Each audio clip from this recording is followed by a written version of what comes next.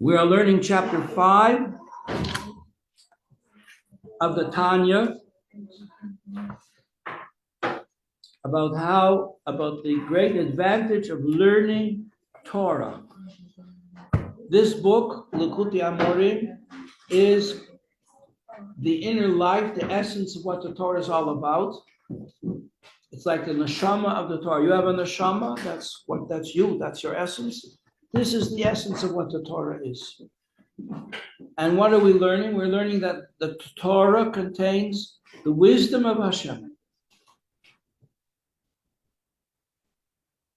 Every detail of the Torah, every letter, every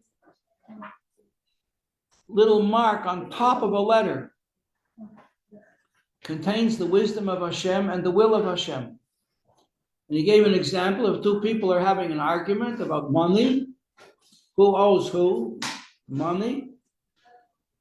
And this one has witnesses and this one has other witnesses. And the testimony of these different witnesses perhaps doesn't stand up. And so the court, the rabbinical court, decides that this is how much money is owing to so-and-so, to Reuben or to Shimon. And this is the way it's set up in the Torah. We follow the guidelines of the Torah. And in the Talmud, we have a lot of what's called cases, scenarios. The sages, as a question to consider, all these stories in the Talmud, every case is a story. It's a whole story about people and about situations and what you do in this situation. And they thought they were able to conceive every situation you could possibly imagine. That's their brilliance. That's where they're sages. Now, we say all of these cases were taught by Moshe at Mount Sinai. How did he have the time to teach all these cases? Well, maybe he didn't. Maybe he taught the general rules by which to understand all these scenarios. And there were times of persecution of the Jewish people when people forgot about these things. And so great sages, very wise people, knowing the general rules, worked it out. And since they worked it out according to these rules, and this was agreed upon by the majority of the sages, and there was plenty of arguing back and forth about what it should be. And when they finally decided on what it should, then they say, this is from Mount Sinai. This is law. This is the law. And when we learn this law, we connect our mind with their mind. And their mind is connected with Hashem's mind. So that connects us with Hashem. So we have three things. We have the Torah and Hashem and ourselves. Three interconnected rings. Each one of them has revealed levels and hidden levels. The hidden level, in our case, is our soul. The hidden level in the Torah is the godliness in the Torah.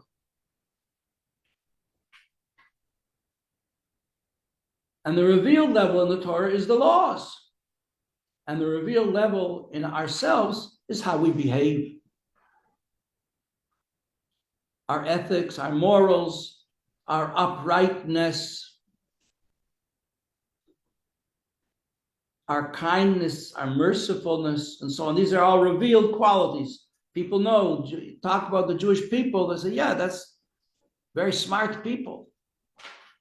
Very good in business, good managers. They've often been, counselors to kings and princes, like we're reading about Yosef.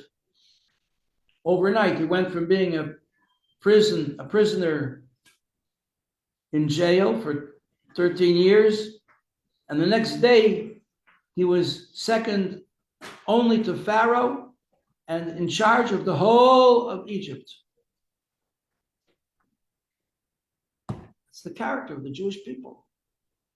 The Rebbe says that's what it's going to be like when Mashiach comes. In Golus, we're subject to all kinds of negative things. Mashiach comes, all the negativity is going to disappear. It's going to be taken away and will rise like oil over water. Okay, now,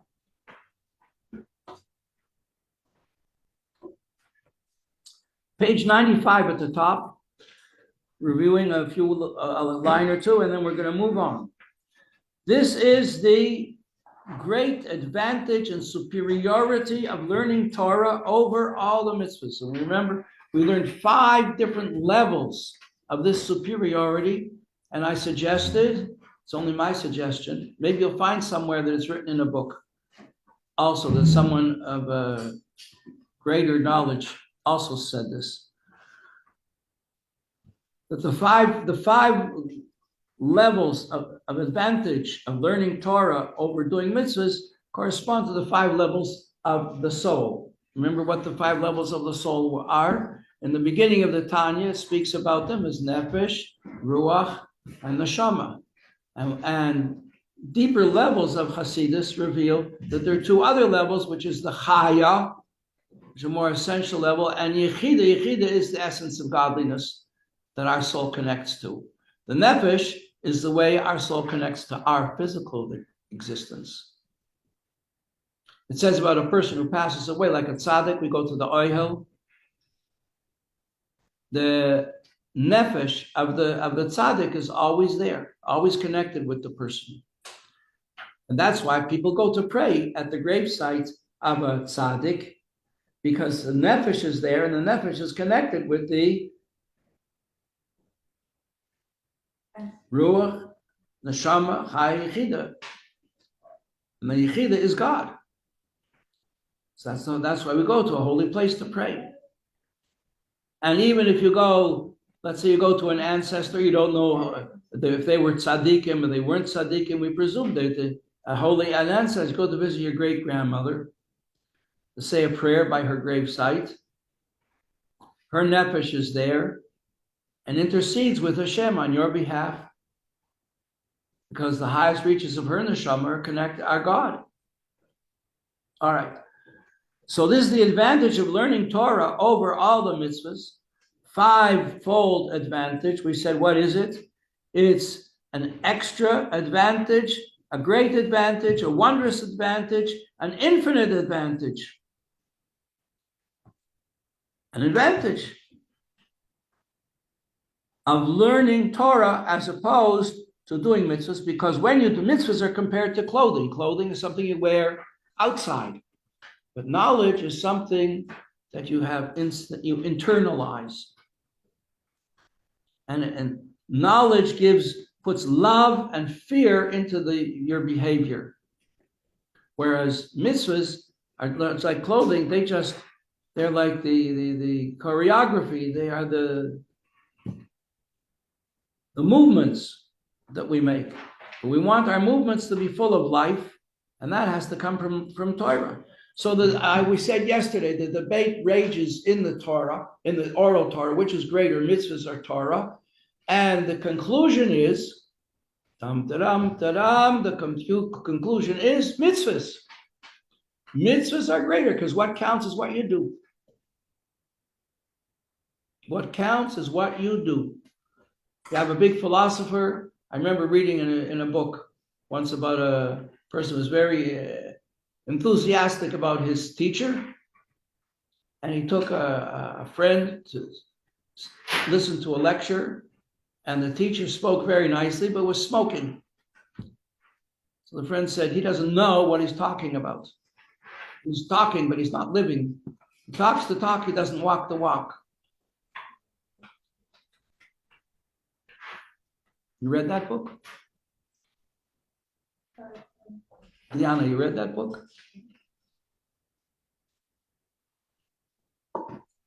So the main thing is what you do. That's what counts. You give the poor person.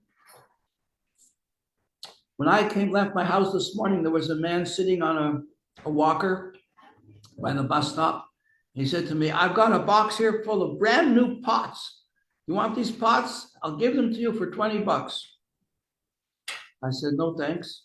I'm not interested in your pots. He said, well, could you give me $1?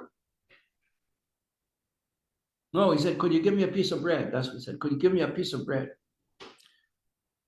I said, I have to get to class on time, but here's half $1. He turned to me and he said, that will buy me a hot cup of coffee. Thank you very much. I was lucky he didn't throw it back at me, you know. Nowadays, half $1 is not too much. Used to be that a dime was considered a decent donation to a poor person for charity. Then it went up to a quarter. Now it's even a quarter, not hardly worth anything. Okay, so the debate rages which is more important, Torah or mitzvahs, and the answer is mitzvahs, because mitzvahs represent the will of God. That's what he wants. And your willpower is the deepest power you have. Your willpower is connected with the power of choice. Who has free choice? You know who has free choice? Hashem. Hashem has total free choice. And he gives that to us too. Because that is the whole distinguishing quality of who we are and what we are. We are what we choose to be. And therefore, it's possible for a system of reward and punishments according to your choices. But if a person has no free choice, then you can't reward them for not making a free choice. They're just robots. And that's why, even though ultimately Hashem knows what your choice is going to be, because he knows everything and the future is the same as the present, but your free choice is never taken away. And that's the greatest feature of our character. And that's connected with our willpower. And willpower is from the essence of the soul. It's from the very, very essence.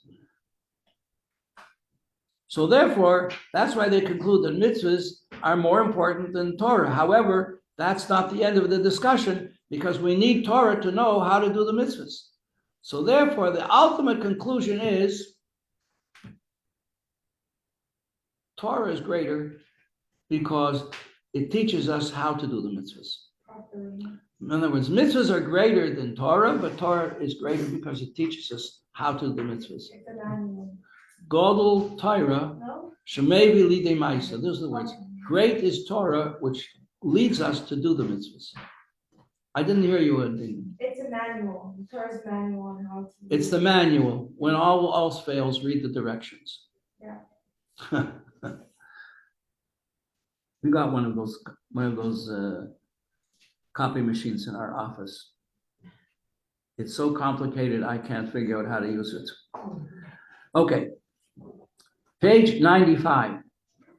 Through all the mitzvahs performed in action, so mitzvahs are done with action, things we do. Mitzvahs are done through speaking, such as benching, saying blessings, learning Torah out loud. And through this, like a garment you wear on your body, through doing mitzvahs, Hashem encloses the soul and surrounds it with his light from head to foot. I mentioned to you the well-known story of the Baal Shem Tov, that he was one day in the marketplace and he saw a man carrying a heavy bundle. He was a schlepper. That was how he earned a few pennies. And he used the pennies to buy food, good food for the goats. And he gave the milk from the goats to people who were sick. And there was a light shining over his head, and Baal Shem Tov didn't know what that light was all about. He was not a learned person at all, but he did these great acts of goodness. at the instigation of his wife who had passed away and told him he should do it. And he devoted his life to it.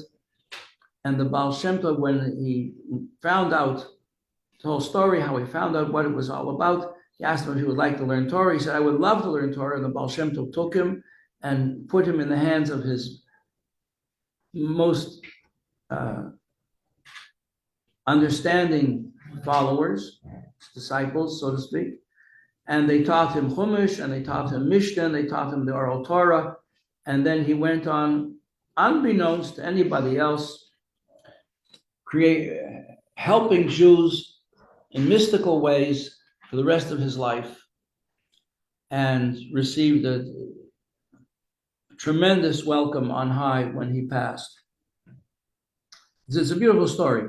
But what do we see from the story is that when the Baal Shem Tov was in the marketplace and he saw this guy, a very simple person, could barely read, but he had this shining light over him, and the Baal Shem Tov was the only one who saw it. Other people did not see it. Some of his Talmidim, the Baal Shem Tov's Talmidim, also could see that light because they were very spiritual and very sensitive. So they realized he was a special person. And here is what it says, that when a person does mitzvahs, look, page 95 in the middle, there's a light from Hashem that shines on this person and encompasses him from head to foot. And if you want to see it for yourself, just look at some of the videos of the Rebbe and you see this, how unusual.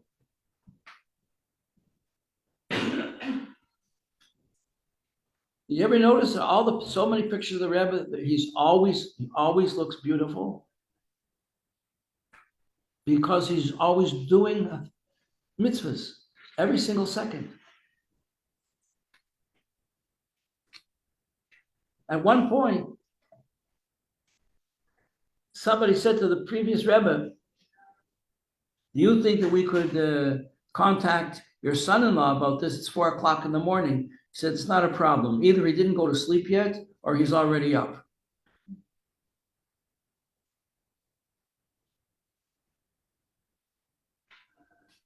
And somebody asked the Frierdiker Rebbe also on a different occasion if they could get the Rebbe involved in this project. He said, it's absolutely impossible. His time is accounted for every single minute. I met a person in 1973, when I first came here. I met a chassid by the name of Reb Lezer Nanas. He came originally from Russia. He was 20 years in Siberia in prison. 20 years, he kept Shabbos for 20 years. There's a book about it called Subata. Very interesting book. He told us that it was in a sukkah. He visited the owner of the sukkah, came to pay a visit on sukkahs, and he told a few stories. And one of them was that he was sent once on a shlichus by the previous Rebbe with a message to our Rebbe. And he came to his apartment at 4 o'clock in the afternoon, and he found him in Talis and Tefillin. He was still davening Shachris.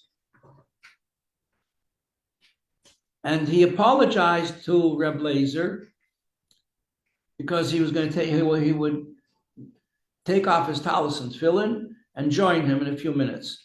He came back and he said, I'm sorry that I kept you waiting for 10 minutes. And Reb Lezer said, that's okay. It was only 10. I kept you waiting. He said, that's okay. It was only 10 minutes.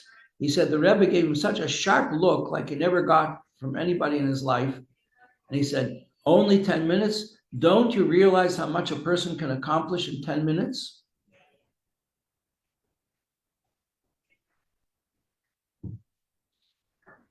Okay, so this is the story about the light that shines from a person when he does Torah and mitzvahs, and it surrounds him. And you girls should know, you should be very proud, because when you walk in the street, you are representatives of Hashem's Torah. And this light shines from you, and people see it. There's something very beautiful and very special about a young person or even an older person who is keeping Torah and mitzvahs, and they're very different.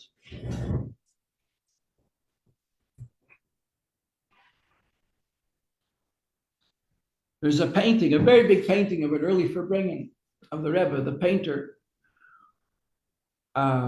depicted the Rebbe as having a very shining, bright face, and the Hasidim around listening to him are also bright. And there were some newcomers, who had just showed up for the very first time, and their faces were much darker, dimmer, because they were just finding out it didn't have to be like that. It could have been the other way around too.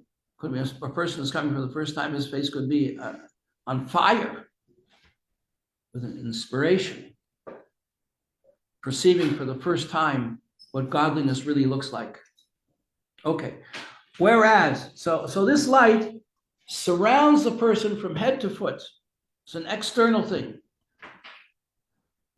That's about mitzvahs, because mitzvahs are external. They're things that we do.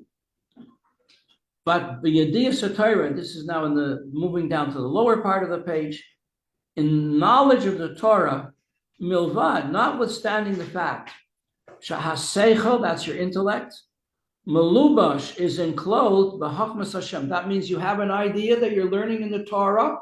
That idea contains within it the wisdom of Hashem, and you are immersed in thought of what that idea is about. So your intellect is in the Torah thought that you are learning. And that Torah thought contains the wisdom of Hashem. In Egam, Chachmas Hashem Bekirba, and not only that, your thought is in the idea, and the idea of which is Hashem's idea is in your mind. And that's a unity that cannot be duplicated in this physical world. Masha Seichel Masig, and now he says the bottom two sets of lines, page 95. Masha Seichel Masig, remember the word Masig means to comprehend, to understand. But Teifes means to grasp. Your mind understands and grasps, almost like a physical concept, almost like a physical thing. Like I'm holding this cup, so in your mind, when you get to understand an idea, it's like I've got it. You say, I've got it. You don't say, I understand it. I say, I've got it. That's the difference between hasaga and tefisa. Two terms both mean understanding. Umakif means to surround. Your mind surrounds this idea, b'sichle, in your mind. Masha efshar leila litfeis, as much as it's possible for you, because everybody has different intellectual possibilities, potentials, capabilities. So as much as it's possible for you to comprehend, you grasp the idea, you understand the idea, your mind surrounds the idea, and this is an idea of the Torah in your brain, in your head, in your intellect, in your seichel. Each person according to his intellect, and his power to understand, his power to know. What's the difference between understanding and knowing? Knowing is when you connect to the idea. Knowing means connection. That's why knowing, if you look in the Bible at the beginning, it talks about the generations of Adam, the 10 generations from Adam to Noah, and it talks about that Adam knew Chava, and this one knew that one, and this one knew that, and that means they had children. When it talks about a man and a woman knowing something, it means they have children. Because from this we understand that knowledge means connection, whereas understanding, you not necessarily do connect to the ideas. You understand very well how important it is to eat properly, you understand nutrition, and you don't keep your diet. You go like that. When you get older, you'll understand. No, I understand already. Go on. We know. We know. I'm not starting to know. Each person according to his IQ, his intelligence quotient, for koyach yediyasa, and his power to know. Hasagase, that's the word of understand. Hasaga is understanding. The pshat, remez, drush, and soid. That's pardes, right? Pshat, simple level. Remez, hinted level. That's like allusions. Yeah, this hints of other ideas that are very similar. Drush, ethical level, very often expressed through stories, drushes. The soid, the mystical levels of godly understanding. Very much about the spheres and how they interact. Page 96. Since by knowing Torah, since when you know Torah, the Torah is enclosed in your soul and in your intellect, and it is surrounded within your intellect. Just like when we say that the law, when a person does a mitzvah, the mitzvah with all its wisdom surrounds him. So too, when you learn an idea and it's in your head, then your brain, your intellect surrounds this mitzvah. Therefore, Lochin, page 96 in the middle, here's an analogy, a metaphor to understand this clearly. The Torah is compared to bread. Torah is called bread, which is the bread, the mozoin hanefesh, the food of the soul. So Torah is called food because you eat food and you digest it and it becomes your flesh and blood. Whereas mitzvahs are called clothing because you wear them, you don't digest them, you don't eat your clothes, you wear them. You wear them. And you take care of them. You don't want to wear them out. Take care of them. So Torah, there's two very important metaphors. The Torah is compared to food, and mitzvahs are compared to clothing. Where do we actually experience this? In the world to come? That Torah becomes the nourishment for the neshama after 120 years in the world to come. And mitzvahs become the clothing up for the nefesh. When a person passes away, his body remains down here for the time being until the resurrection.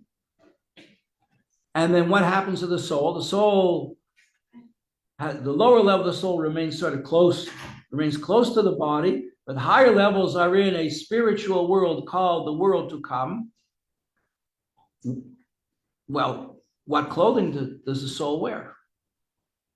The clothing of the soul in the world to come is the mitzvahs that you did.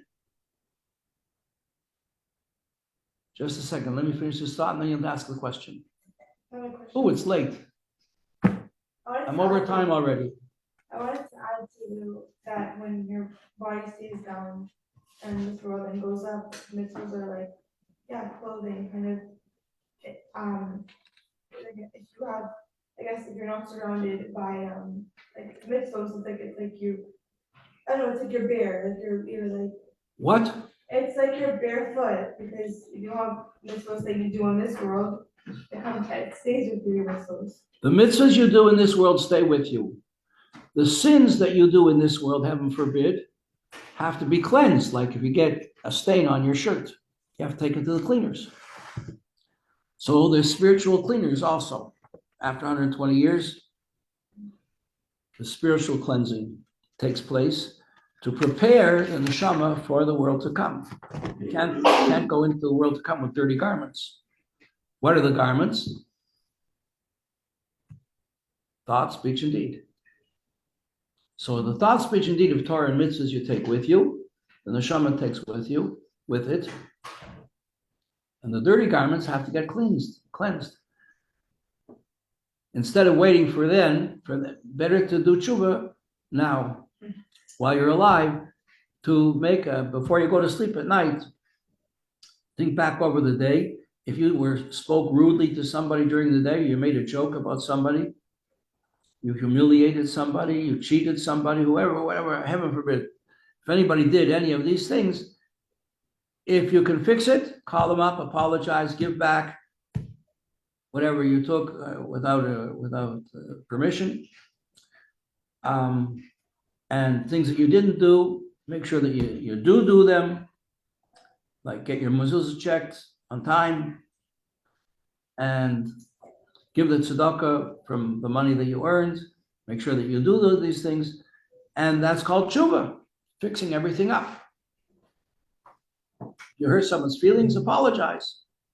That's not easy, but it's better to do it here than to have to do it later.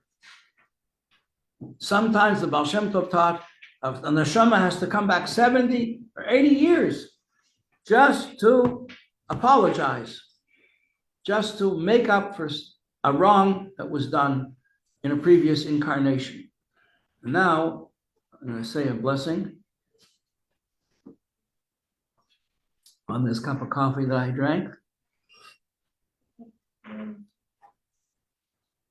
Baruch atah Adonai Eloheinu melech haolam, borei nefashos rabos hachesed on al kol ma shebaraseh lahayis b'hem, v'nefesh kol habaruch chet ha'ilamim. Thank you very much, girls. Thank you.